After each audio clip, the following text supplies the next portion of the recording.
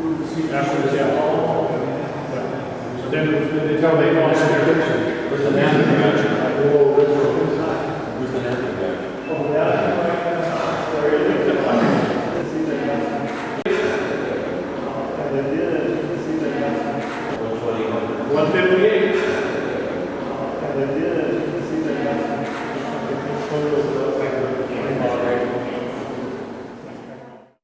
Here we put in some more concrete, more steel, you know, and in this case here, we did some more wood too.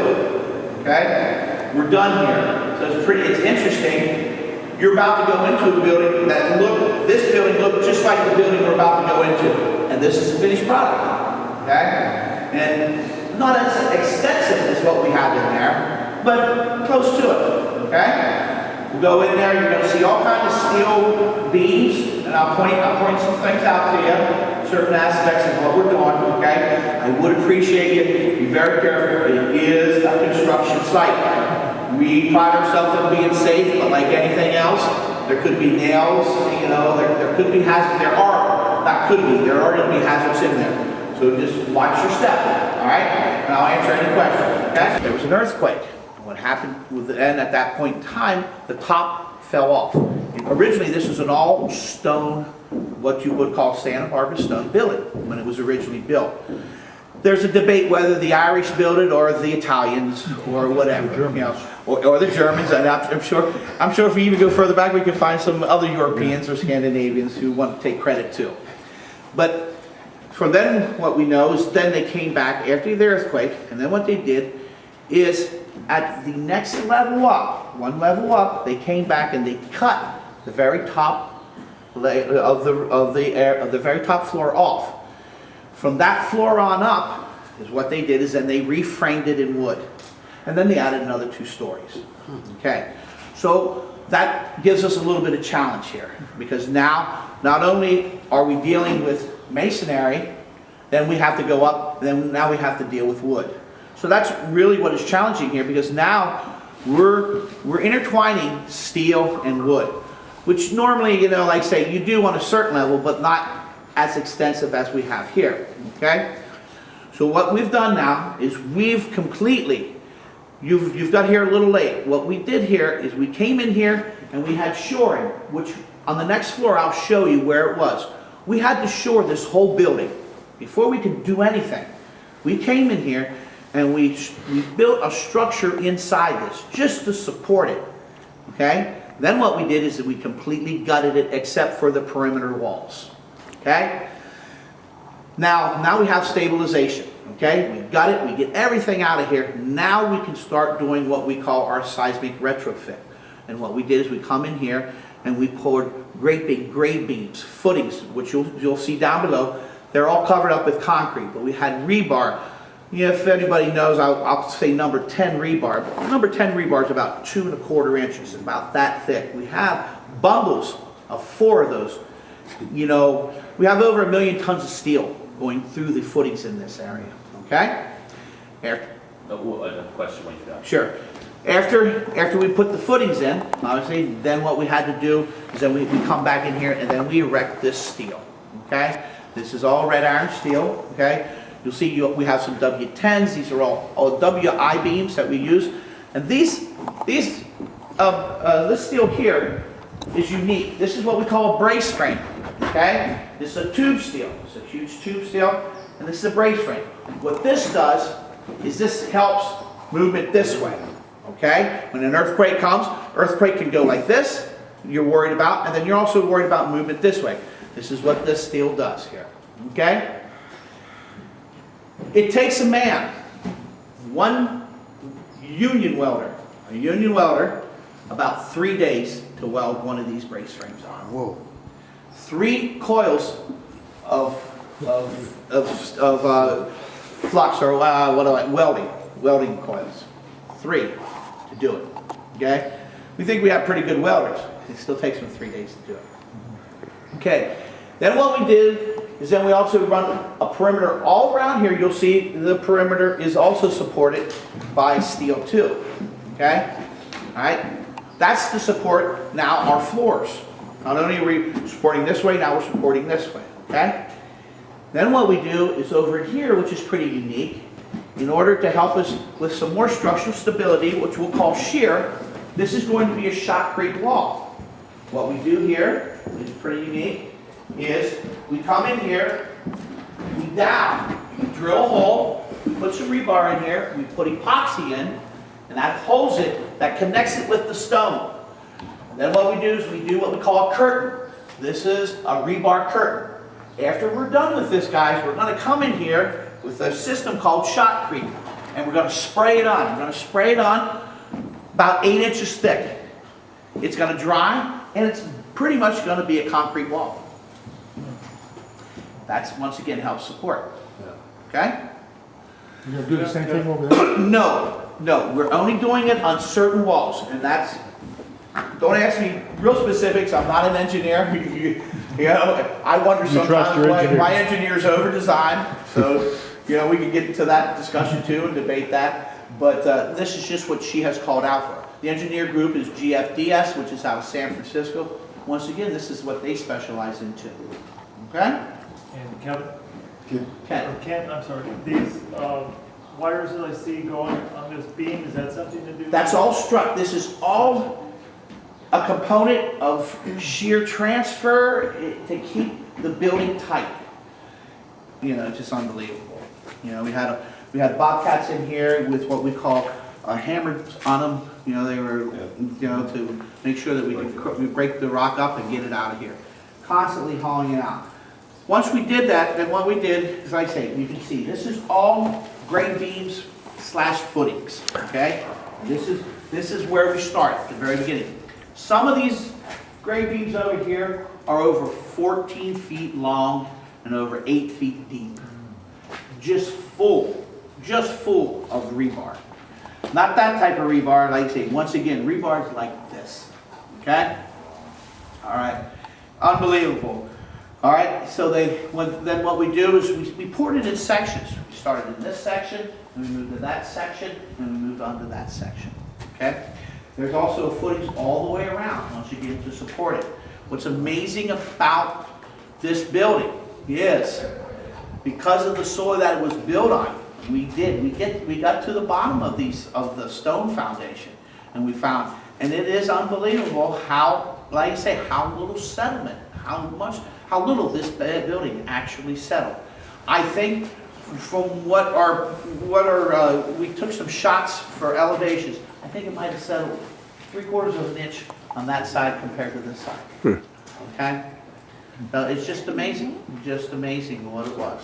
Is this building even have much of a foundation? No, There was, very good observation. Go ahead, Mike. there was no family. There was no. It was just on rock. It was just a new word that I like to use, and Lance will appreciate it, is Van Glamourant. It's called Van Glamourant soil, which means it's probably some of the best soil that you can have as far as how compacted it is for compression. Exactly. So when we lived here and studied here, it was by the grace of God that this place stayed open. You know, It was pretty strong. oh no, it was here. No, there's this. You know, and that could be debated. But I told you earlier, I can't believe how well constructed it is. And sometimes we think we know more than maybe, you know, they used to. Exactly right. The new generation always wants to think that. I think it was very well built. You know, I mean, it survived the 1924, right? Mm-hmm. You know, who's to say it couldn't have survived it again? I can tell you, have we improved it? Yes. We've definitely improved it. So. And this area here is where our biology lab used to be. Mm-hmm. The 4 o'clock sandwich just 4 o'clock lunch is down here, yeah. At 3:30. Brother Sylvester. Brother Sylvester. At 3:30 though, the 4 o'clock lunch is at 3:30. That diagonal sheathing gives me no. We had a man who, he's the only guy in the state of California that's allowed to do this. He takes a core machine and he drills down 30 feet, goes all the way down, a 16-inch core, pulls that stone out, okay, has a hole there, okay, we place our rebar into it, and then he pours an epoxy grout. Okay, normally grout's made out of cementitious. It's concrete. This is an epoxy grout. Most grouts get up to maybe 6,000 psi. That's an engineering term for the structural strength of it. His grout gets up to 16,000. Okay? So what's unique about this is we don't even have to touch the exterior of those stones. You won't even know that we did this by coming in here, coring down, putting our rebar in there, and placing it back with the epoxy grout. Once again, a pretty unique item to this building. Like I say, you walk away and it's stronger today than it would ever be. But nothing done to the exterior. Is that wall new?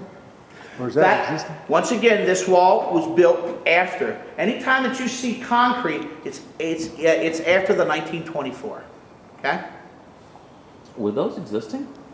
No, that's You add- ours. you add those. No, this is all about Okay. stabilizing this. This area here is probably, and that's one reason we had to do that. I'm glad you pointed that out. One of the reasons we're so concerned about this area is the weight of this concrete. This concrete was poured. Just the sheer weight for it to be supported by those 4 columns out there is immense. You know, and that's one of the reasons we came back here and had to do this. The original design, just so you know, the original design from the structural engineer had us taking those columns down, tearing them down completely, shoring this, re-pouring it back in concrete, cutting the stone in a veneer, and putting it back up. The cost of that was astronomical. Yeah.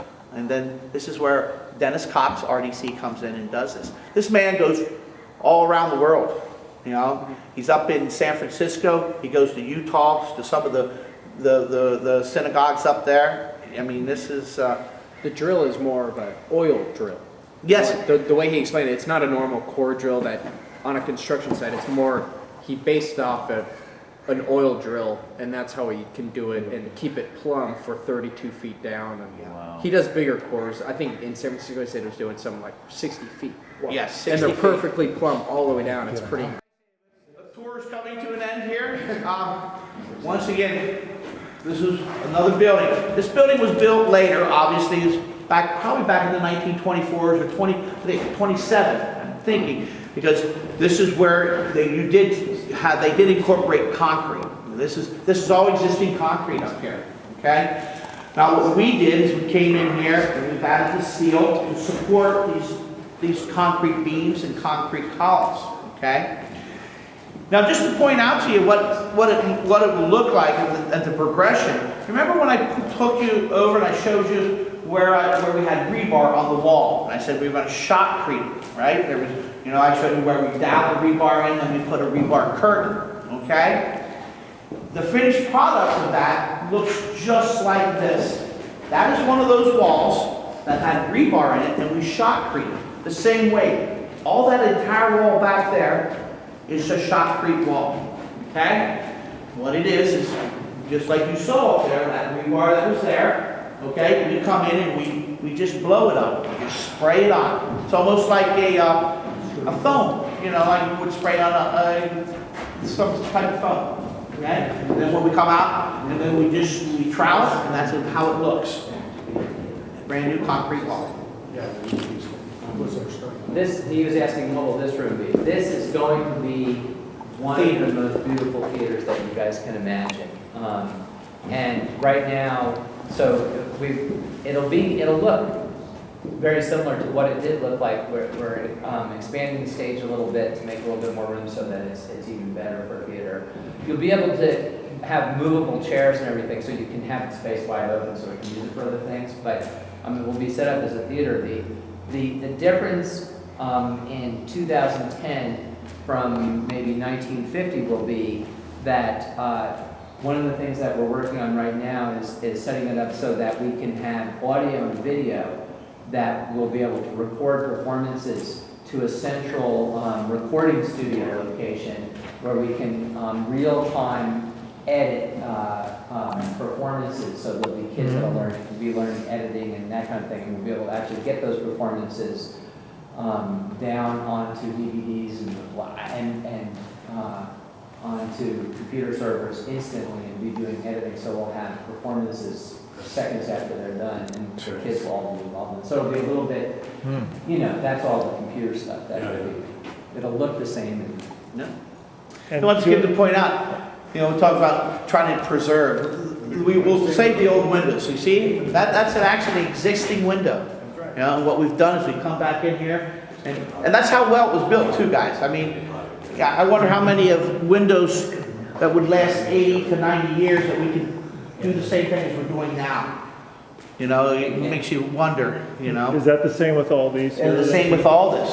What we've done now is we're coming back in what we call a refurbishment. What we'll do is we'll come, and to be honest with you, you know, I mean, it doesn't take a lot. In fact, it takes less money to refurbish them than it does to come in and bring in brand new ones. That's how well they were built. That's how well they were built. Now, what we have done, just so you know, we've taken out all the lead, all the asbestos, all those bad things that we're told about, you know, that we used to eat and we are still all alive, you know. But, and then we also replace them with a tempered glass.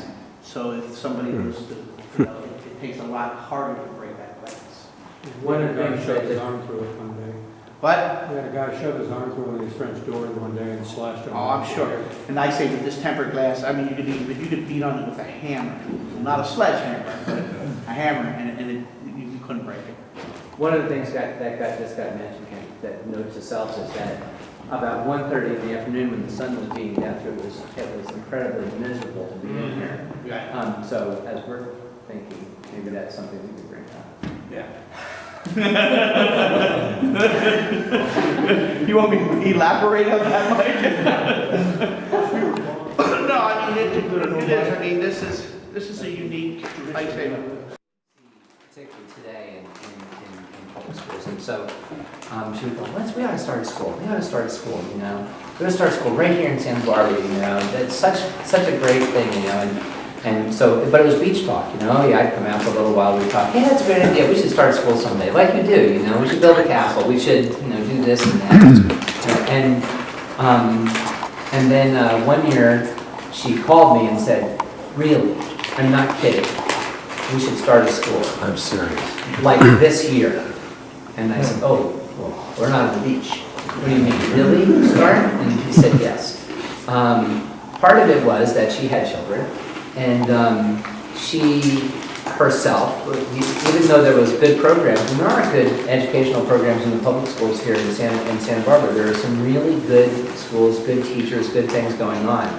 And, but she just wanted to find something special, something that was similar to what I was doing with the work that I was doing in the inner cities of Phoenix. And there are really good private schools here too. You know, there are some, you know, all of the private schools here are actually pretty good. And the feeling was, whether this is right or wrong, is that she wanted a school where kids could participate with people from all walks of life. And going to a private school didn't necessarily give kids that experience. In private school, nowadays, it's mostly kids that can afford it. And so and my work it's called the work in social justice, was the work that I was doing, is a social justice theory of social justice education, and education is about equal access to schools, diversity. From Villanova, you probably know some of that. So she talked me into coming here, and so I literally packed the back of my pickup truck with even my laundry, and put a tarp over it, and sort of like the Beverly Hillbillies, drove here, and had no place to stay. Showed up actually with DoubleTree with the pickup truck with a tarp over it, could stay for a little while, which that was, I think it was a bit of a shock, because all these luxurious cars and everyone around. Yeah, me and the boys drove up and popped out. And What year is this? this is 2001. And so I got here, and like some of the jobs I had done over the years, because I had started a business, I had started a middle school program in the inner city, and this was another starting the school, is got myself organized and found a phone. And I remember calling my brother and going, okay, I'm here, and now I wonder what I should do. And so I got to work I quit I've been in Phoenix, I've been teaching and in administration there for about 16 years, and I just quit everything, sold my house, and I'm not a risk taker. You would think I might be, but I'm not. It was really hard to do all that. But my wife actually wanted out of Phoenix. She grew up there, and she wanted to have the kids. It's gotten big and congested and very city-like, very different than when she grew up there, and was looking for a different environment to bring our own children up in. So it all worked out well. Everyone else wanted it, and so I, as usual, when took everyone's direction and went along with it. All the women in my life, you have that on camera. Just recording And so came here and started looking for, I looked around for a Catholic school for my kids. My kids were in St. Thomas in Phoenix. And looked around for a Catholic school and found, first they were enrolled in Notre Dame. And Notre Dame enrolled them sight unseen, which I thought was interesting. They must either not know us or know us, one or the other, I'm not sure. But then we came across San Roque, and San Roque felt like this very progressive Catholic school. They had a lot of ideas when I talked to the principal, and the look of the school was very similar, the architecture, to St. Thomas. It felt very comfortable. So we ended up enrolling our kids in San Roque. Long story short on that, it was not actually a progressive school, by the way. Just surprised. You said it was. Well, I would go and I called my friend. I'm like, I found a progressive Catholic school, and where else but in California? Of course, it's progressive. Well, no, I was Better off than Notre Dame. Yeah, thank you. I was very so anyhow, but it was a good experience. It actually was just fine. It wasn't any different than St. Thomas. The people were friendly. It just wasn't project-based. It was very Des and Rose and all the things that Catholic school does well. And so while I was there, I was looking around for a site to build a school from scratch. Started kindergarten, build up over time, and looked and looked and looked and looked and made calls, and no one called me back. Made a lot more calls and no one called me back, and found nothing. And then about 6 months in, I thought I had made a really horrible, horrible mistake, because I had an entire career that I had left, an entire network. I thought, oh my gosh, what on earth have I done? And I called Stephanie and I said, Stephanie, if you had said to me, hey, I have a job for you. Go to Washington, D.C., and I want you to build a nuclear power plant right next to the White House. I actually think I could have accomplished that quicker than building a school in Santa Barbara County. So, anyhow, while I was looking around, getting a little worried, San Roque came apart. The enrollment dropped, and fast forward, they were not going to have a school. We were looking for a school. We didn't intend on making a Catholic school, but that's okay. It had everything we needed. Had classrooms, had a use that we could use, and so we entered into negotiation with the diocese in end of March, beginning of April, and by June we had reached an agreement for a long-term arrangement, and my oldest son graduated from the last graduating class of San Roque Catholic School, and on a Friday, and over the weekend we took all the furniture out of the school and put it in storage, and on Monday morning the construction crews came into San Roque and took it down to the beams, and I found staff, 30 to be exact, and set up a month-long series of trainings to be able to be trained in progressive project-based learning and project-based education. Worked a lot out of my car, and put resumes stacked in the back, and not calling people back because I'm not, the epitome of organization, and by myself. In fact, my wife would go, I found this resume. Have you called this person? I'm like, oh, I don't know if I have or not. And so, but somehow got it all together, and in exactly 100 days, we tore San Roque down to the beams and reconfigured it and reconstructed it and built it, and essentially rebuilt the entire curriculum and the staff in that same 100 days, and opened on September 30th, keeping our promise to the community that was there. We said we would open in September, and so we opened on September 30th with our first 60 kids in K6. And then we grew. Then the rest of the story is we went to preschool 7, preschool 8, then we tried to get this place, and then we didn't get it, and then we tried to get it again, and we did get it, and when we got it, we went 9, 10th grade, and then we went 9, 10, 11, and preschool, now we're preschool 12. We had our first graduating class the year before last, which was 2 kids. One of